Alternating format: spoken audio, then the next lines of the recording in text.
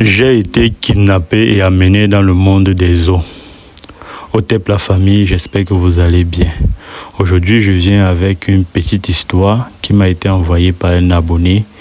Et à travers cette histoire, il y a une leçon. Donc je vous prie de bien écouter l'histoire. Et à la fin de la vidéo, vous pouvez dire ce que vous pensez dans les commentaires. Si vous avez déjà eu à vivre une histoire pareille, vous pouvez également m'envoyer votre histoire en privé et je vais la partager.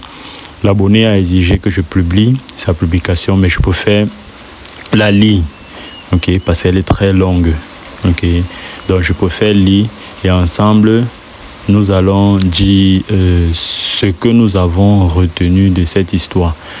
Bien que certains vont penser que c'est juste un conte, ce n'est pas réel, sachez que même si cet abonné qui a envoyé a juste raconté une histoire qu'il a lue quelque part, sachez que ces choses se passent réellement. Ok, donc vous devez être conscient, vous devez faire très attention à ce que vous faites. Bref, je vous donnerai ma part de conseil à la fin de la vidéo. Une fois que vous aurez écouté la vidéo, je vous dirai ce qui s'est passé, ce qu'il faudrait faire et ainsi de suite. Voilà, donc écoutez la vidéo attentivement. Ne faites pas attention aux petits bugs parce que, vous savez, c'est pas facile d'écrire un long texte parfois. Quand c'est tellement long, il y a des erreurs. Donc du coup, à cause des erreurs, je peux mal lire. Donc écoutez juste attentivement. Ok, voilà, nous allons commencer. J'ai été kidnappé et amené dans le monde des eaux. Ça, c'est le titre de son message. Ok, voilà. J'ai épousé une femme pieuse, je dois dire même très pieuse, car elle s'est toujours consacrée au service de sa maison sans jamais se plaindre. Elle a abandonné ses études universitaires pour m'épouser alors que je chômais. Elle n'arrêtait pas de me dire qu'elle croit en moi. Elle a toujours su prendre soin de sa famille, y compris moi, et n'a jamais retoqué les moindres de mes exigences. Sa beauté et le fait pour elle de prier tout le temps ont même fait en sorte qu'on la surnomme Marie en référence à la mère de Jésus. Mais il a fallu que je réalise à quel point j'étais chanceux de la voir seulement après m'être fait kidnapper par cette entité. La vérité, c'est que aucun jour ne pouvait passer sans que je ne porte main sur ma femme. Je ne savais pas si c'était l'effet du chômage ou alors celui d'un mauvais esprit. Mais je portais main sur elle à la moindre petite erreur. Ce n'est pas facile pour moi de le dire, mais vous devez le savoir. Quand je la battais, elle se couchait et couvrait sa tête. Ça ne me retenait pas. C'est quand elle se mettait à pleurer que ça avait un effet sur ma conscience, dont je ne saurais mieux expliquer. Curieusement, je ne supportais pas le son de sa voix quand elle pleurait. Alors, je partais très vite de la maison, voire même en courant. Un autre cas parmi tant d'autres, c'est ce soir-là quand je la poursuivais pour la battre. Elle a couru jusqu'à la chambre des enfants à 30 mètres de la nôtre. C'est derrière le lit des enfants qu'elle est allée se réfugier et lorsque je me rapprochais d'elle, elle s'est mise à crier. Le son de sa voix était de très haute fréquence au point qu'il a fallu que je couvre mes oreilles et fuis. Le plus étonnant était les enfants à qui ce son ne causait aucun problème. Je suis ressorti de cette chambre et je suis sorti de la maison. Je suis parti un peu loin de la maison. Il a commencé à pleuvoir. Je vous le jure, c'était encore de petites gouttes. Je me suis dit que je pouvais supporter et continuer ma marche, mais ces mêmes gouttes de pluie ont formé une sorte de cercle dans lequel j'étais. Comme une cage, je ne voyais plus le chemin. Cela a duré quelques secondes. Je pensais que j'hallucinais, mais non. Puis, j'ai fait demi-tour et vous ne croirez certainement pas si je vous dis que toutes les routes que j'ai empruntées me menaient toujours à ce même endroit où les gouttes de pluie m'avaient encerclé. J'ai commencé à appeler le nom de Jésus en lui demandant de me sauver. Jusqu'à ce que je me rende à l'évidence, j'étais condamné à rester sur place. Je ne comprenais absolument rien de ce qui se passait. Personne ne passait en route, personne à qui je pouvais me confier. Je n'ai vu personne. Il y avait un immeuble en construction dans ce secteur où je suis allé m'abriter sous le foie. Et les moustiques qui m'ont copieusement sucé jusqu'à ce que je somnole et essaye de dormir. Étant endormi, j'ai bien ressenti les gens me porter et moi, dans ma tête, c'était des personnes qui m'avaient remarqué, qui étaient là pour me soulager. Alors, je me suis laissé aller. Sauf que quand je me réveille complètement, je me retrouve dans une grande pièce, un peu sombre, sur un sol parsemé d'eau, avec en face de moi une très belle femme noire de peau, assise sur une chaise, avec comme coiffure des dreadlocks. Elle était, à vue d'œil, elle était d'une beauté anormale et envoûtante, mais je me suis dit que mes hallucinations se poursuivaient et me faisaient déjà voir des gens qui n'existent pas. J'ai piaffé sans dire un mot, mais lorsque je me suis dirigé vers la porte et que je l'ouvre, c'est une grande quantité d'eau qui veut entrer. J'ai même eu du mal à la refermer car de l'eau passait. Mon cœur s'est mis à battre la chamade. Je me retourne pour regarder à nouveau la dame. J'ai frotté mes yeux pour bien les ouvrir. Elle est descendue de son siège et s'est approchée de moi. Vérité choc. Dans mon cœur, je prononçais le nom de Jésus en boucle et en vain. Elle s'est approchée de moi. J'ai vu que ce que je pensais être des dreadlocks étaient en fait des serpents vivants et en mouvement. Je me suis mise à la supplier de ne pas me faire de mal. Je pleurais à chaudes larmes en la suppliant que j'ai une famille qui compte sur moi. C'est là qu'elle me répond d'une voix imposante. De quelle famille tu parles? Je me suis hurlé dessus au moins 3 fois. Je bégayais. Elle m'a rappelé que je n'ai personne à ma charge, alors ça servait à quoi de rentrer? Et que si vraiment je le voulais, je n'avais qu'à ouvrir la porte et nager jusqu'à chez moi, mais aussi je devais trouver un moyen de rentrer chez moi sans plus tourner en boucle. Autant de choses qui me prouvaient que je devais rester où je me trouvais, me dit-elle. J'ai fermé les yeux très fort en me disant que cela c'est juste un rêve et que j'allais me réveiller. Mais c'était difficile de me rendre à l'évidence.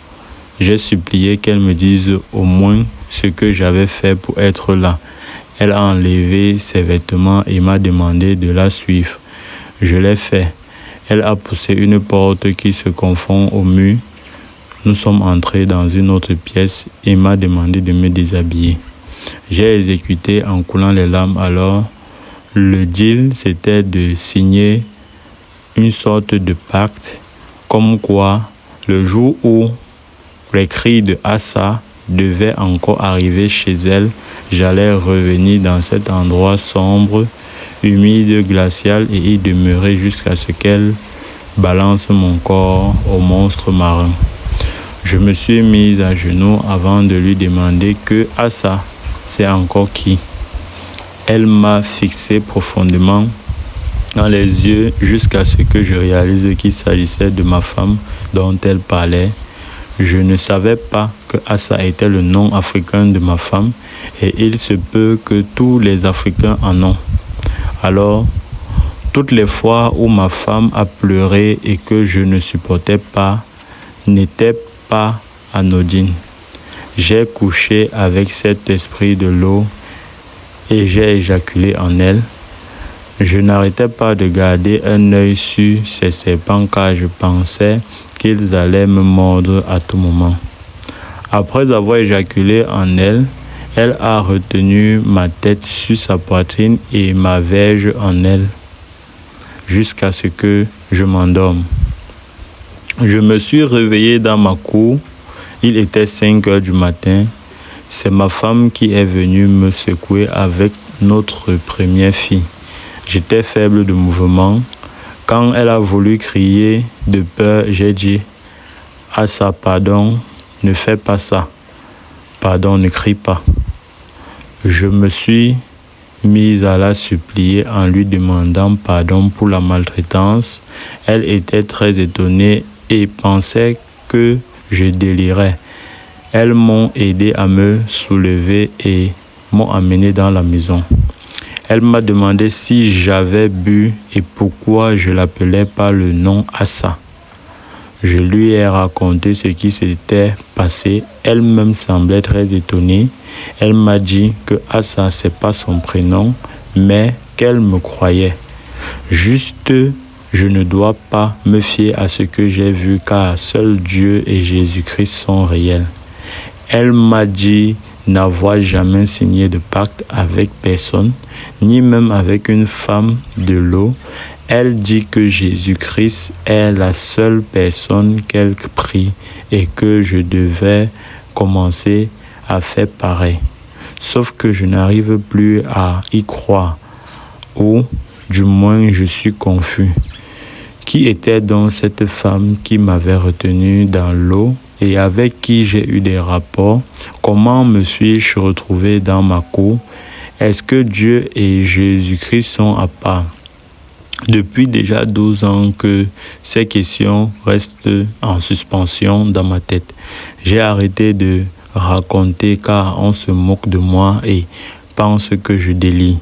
J'ai arrêté de porter main sur ma femme. C'est dû, je me concentre sur mon amour pour elle. Mais quand je veux prier, je n'y arrive pas. J'ai l'impression de perdre mon temps et jusqu'à présent, j'ai toujours très peur de me retrouver dans l'eau. À tout moment, je me douche les yeux grandement ouverts pour comprendre pourquoi. J'ai très hâte de lire des commentaires. Je vous supplie, publiez-moi. Ok. Comme vous avez compris, l'abonné qui a envoyé ce message demande qu'on publie son message. Mais j'ai préféré lire ce message et la transformer en vidéo pour ceux qui ne... C'est pas tout le monde qui peut lire. Il peut avoir des aveugles, il peut avoir... Donc j'ai pensé qu'il était préférable de faire un audio avec ce message. Bien, vous, à votre tour, vous allez me dire ce que vous pensez de cette histoire. La leçon qu'il faut tirer derrière cette histoire, c'est quoi? Moi, je vais vous dire ce que moi, je pense qu'il faut tirer comme leçon derrière cette histoire. Mais vous également, vous devez faire votre part, vous devez également dire ce que vous avez compris à travers cette histoire dans les commentaires. Et si parmi vous, il y a d'autres personnes qui souhaiteraient raconter leur histoire afin d'avoir des solutions, je vous prie de me laisser votre histoire sur WhatsApp via le numéro qui est sur l'écran. Et ensemble, nous allons étudier votre histoire et vous apporter la solution. Bien, ce que vous devez savoir à travers cette histoire, bien que certains vont penser que c'est juste une histoire, mais ce sont des choses qui se passent. Ok? Comme je le dis très souvent, il y a des gens à qui on ne doit pas faire du mal. Ok? Il y a des gens dont les ancêtres veillent sur eux.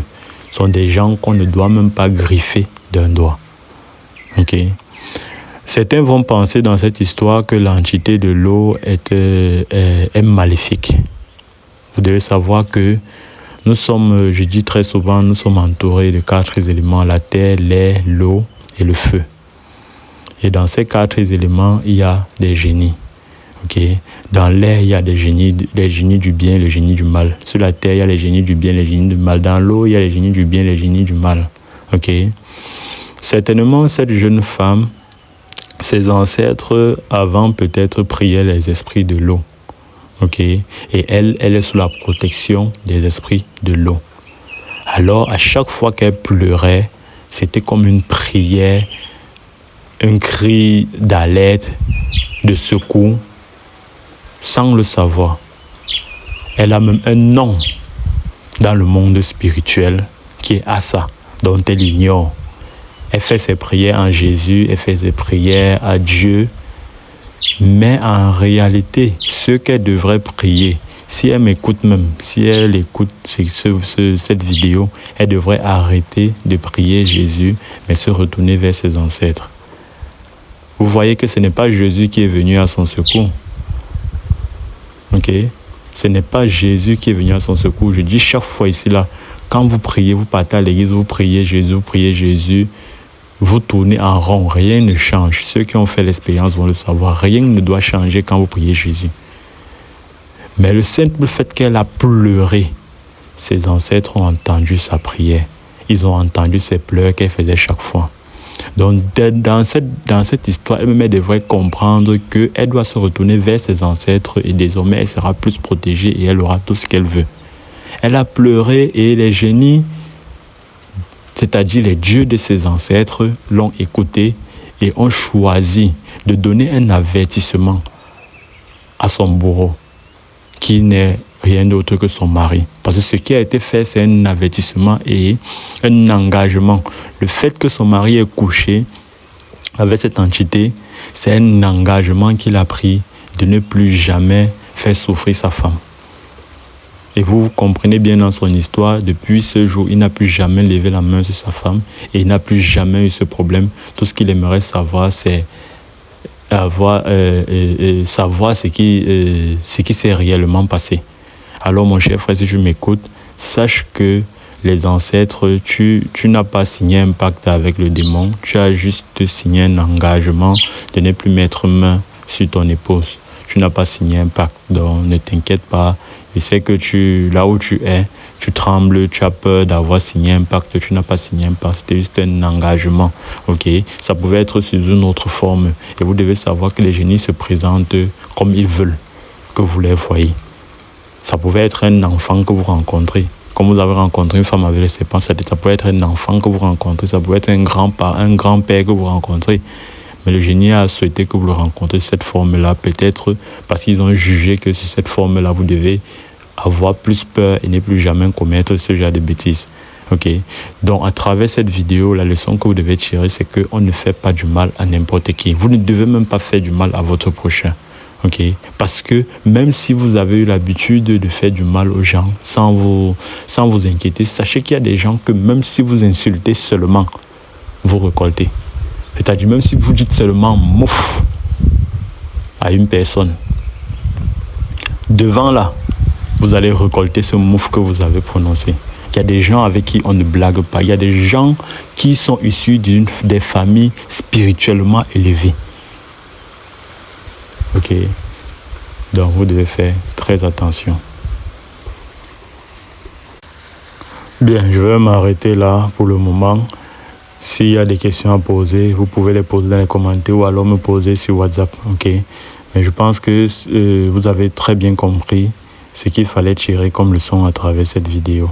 Arrêtez de faire du mal autour de vous. Vous ne savez pas qui est en face de vous. Vous ne savez pas sur quelle protection la personne à qui vous faites du mal se trouve. Ok. Il y a des personnes à vue d'œil qui semblent être vulnérables, mais en réalité, il y a tout un bouclier autour d'eux. Vous devez faire très très attention. Ce qui est arrivé à ce monsieur, le pire pouvait lui arriver. Ok, le pire pouvait lui arriver, mais les ancêtres de cette femme ont été tolérants avec lui. Donc, faites très attention. Vous pouvez imaginer ce qui pouvait lui arriver. C'est jusqu'à aujourd'hui, après 12 ans, il est toujours traumatisé. Mais je pense qu'après cette vidéo, il ne le sera plus. Ok, voilà. Si toi aussi tu as une vidéo, tu as une histoire à raconter, tu peux m'envoyer sur WhatsApp via le numéro qui est à l'écran. Ou bien si tu as des problèmes mystiques, comme je dis souvent, ou bien tu souhaites être éveillé spirituellement, tu peux me contacter. Ok, Hotep.